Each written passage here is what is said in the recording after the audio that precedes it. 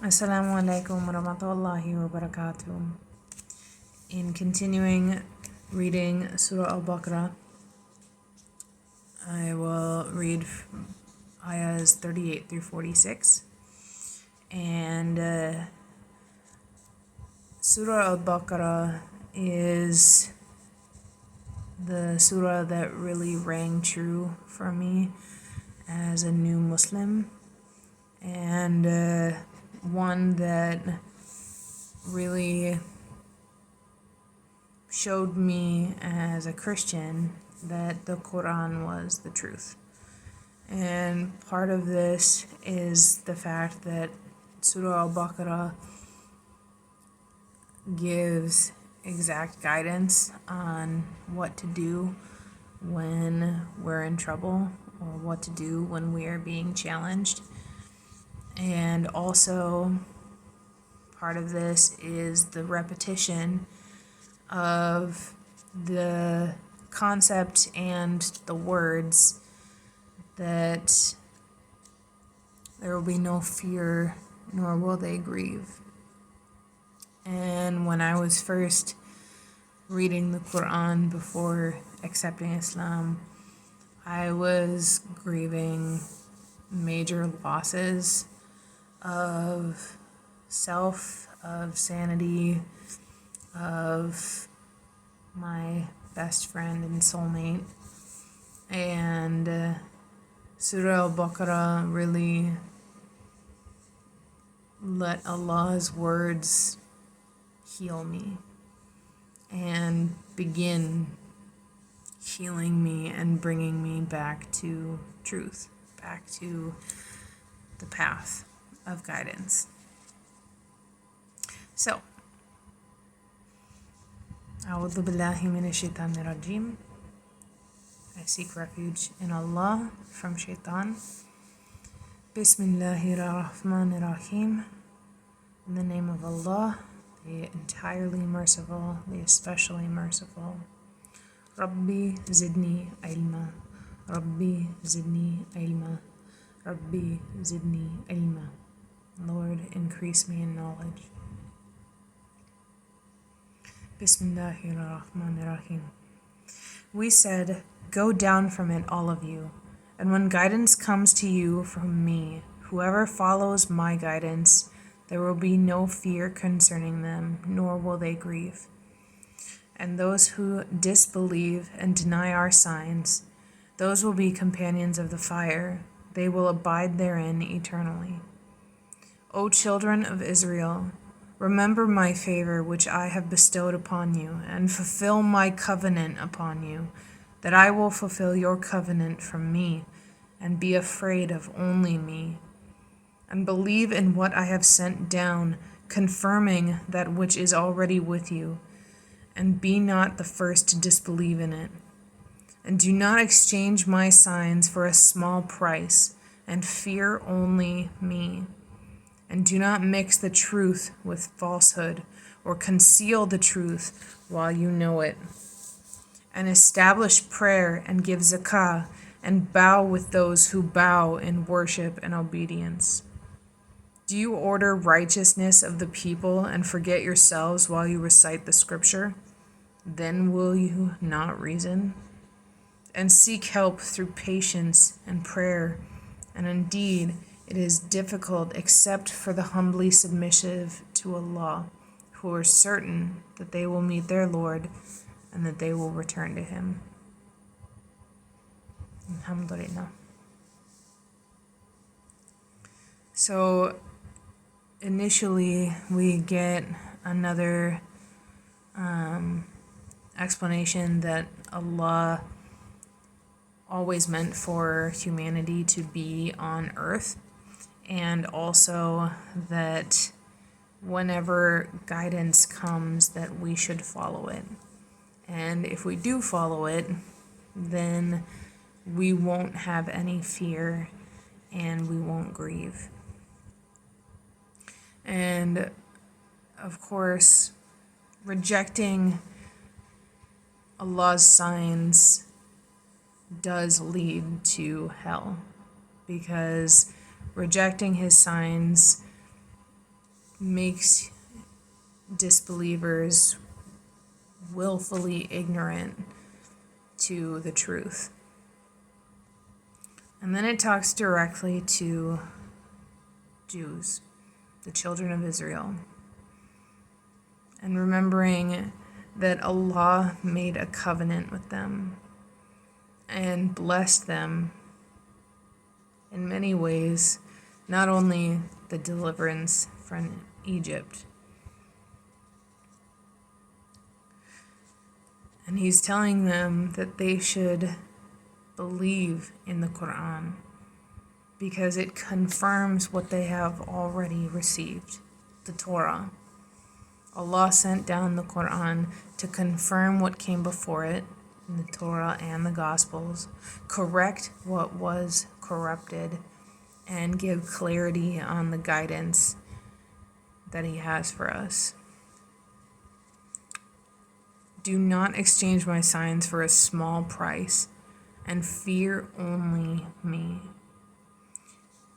When it says, do not exchange my signs for a small price, a lot of people believe that the worldly gains we have, including money, are the be-all, end-all, that's the goal in life. But it's not. We should fear Allah and know that His signs, the truth that He sent in, the Torah, the Gospel, and the Qur'an lead us back to Him. Do not mix the truth with falsehood or conceal the truth while you know it. Establish prayer and give zakah, and bow with those who bow in worship and obedience. So he's telling the children of Israel specifically, bow down with those who follow me, the Muslims. Establish prayer and give zakah. Zakah is charity, and it's only 2.5% of a Muslim's yearly assets or income. So that's really not that much. And this is what we give for charity.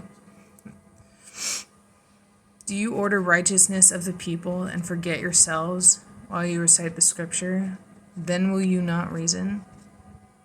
So, directly asking them the rhetorical question of, like, are you seriously preaching virtue while you're neglecting it? And this is something I think lends to the saying or idea of remove the stick in your own eye before pointing out the splinter in someone else's, or something to that effect. That our faults are always much bigger than we realize, and we need to be aware of that, and also be aware of how we practice Islam. And if we are going to be preaching it, if we are going to be telling about this truth, then we need to follow it. We can't cherry pick what we like about it or not follow what we don't like or don't want to follow. We have to follow all of it. Seek help through patience and prayer. And indeed it is difficult, except for the humbly submissive to Allah. So to endure the challenges we go through, we have to be humble and patient and pray. Allah gives us very specific direction that in order to follow Him, we have to be humble. We can't think ourselves above any type of worship to Allah. or what Allah asks us to do, we have to do it, because in order to submit to Him, we need to understand that we are not in control of our lives. We may have this illusion that we're in control, but we're not. We have very little control of the things that happen to us. And only those who humbly submit, believe in the afterlife, and remaining accountable to Allah.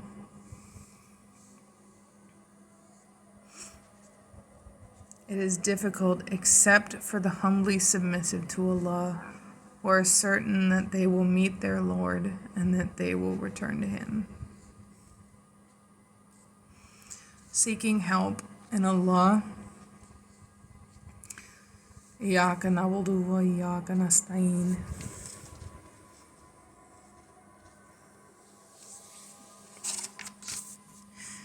It's difficult when we are trying to resist.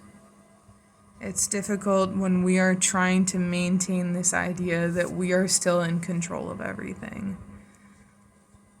Like, we have to submit to Allah in order to get through the challenges that we have to get through.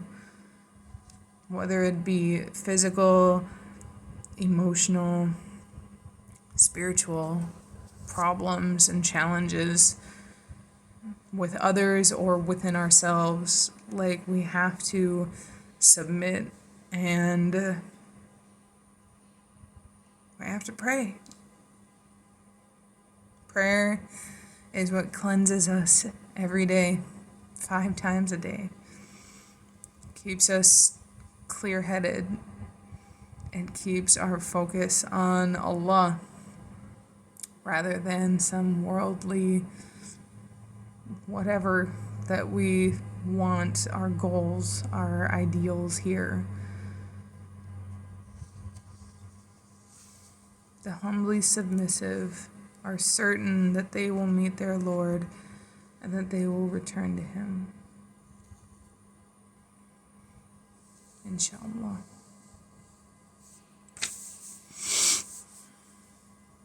Inshallah, this Ramadan we take our Iman seriously and move forward with a fresh understanding, a fresh mind on our goal to be that we want to meet Allah. Inshallah. May Allah keep you happy, healthy, and safe. Assalamu alaikum warahmatullahi wabarakatuh.